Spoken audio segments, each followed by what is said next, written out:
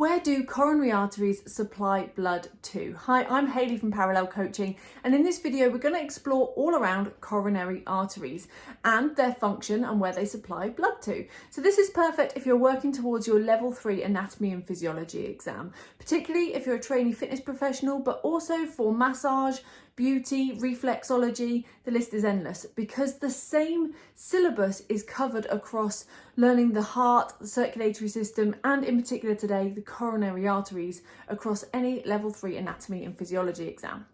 So first of all, let's understand more about coronary arteries. What are they and where do they supply blood to? So the first thing you need to know is, and the answer to that question is, that they supply blood to the heart muscle itself.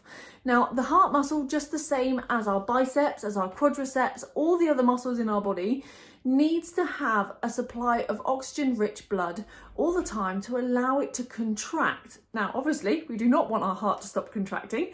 That needs to happen all the time. So we need to make sure that there is blood flow all the time to the heart. And that's the job of the coronary arteries. Just the same as the arteries that flow down to the quadriceps, down to the bicep. But in this case, they flow directly into the heart so that it can allow for that muscular contraction of the heart.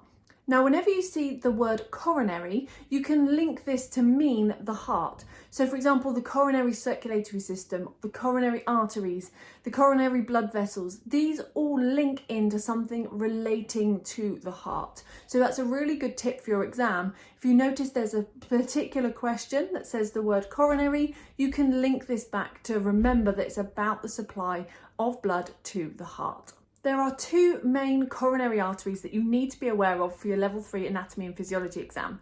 One is the left main coronary artery, and that splits off into two more. Now, the other one you need to know about is the right coronary artery. Now, predictably, the left one serves blood flow to the left side of the heart, which will be the left atria and the left ventricle, and the right one serves blood flow to the right side of the heart, which is the right atria and the right ventricle. So that helps you understand that if it's got left in it, it serves the left side of the heart. If it's got right in it, it serves the right side of the heart.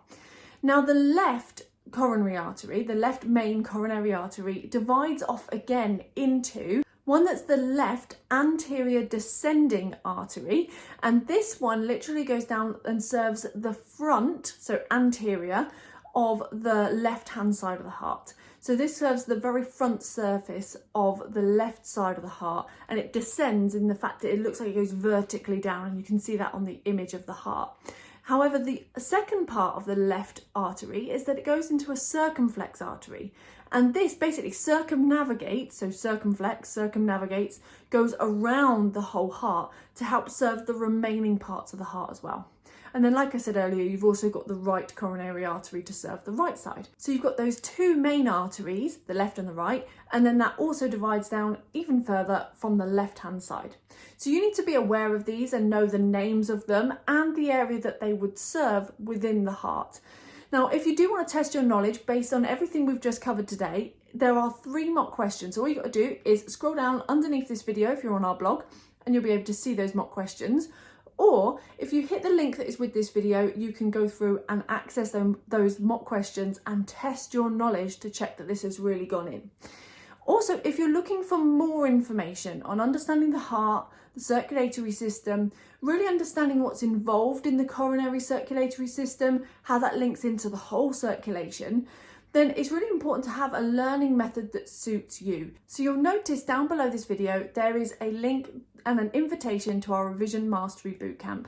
And this covers everything that you need to know, not just about the heart and circulatory system for your level 3 anatomy exam, but all the other modules as well. So you learn about all 8 modules, and in depth, so that you know you've got all the information, but simplified in a way that helps you be confident that you can learn and remember it, ready to pass with confidence on exam day. Thank you so much for joining me today. Please do drop a comment underneath this video with any questions you might have about the heart and the circulatory system and the coronary arteries, and your biggest takeaway from today's video. Also, if you haven't already subscribed to our videos on YouTube, make sure you hit the link that is with this video so you can subscribe and get a notification every time we bring out a video just like this.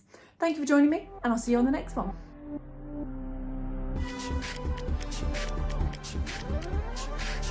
Thank you.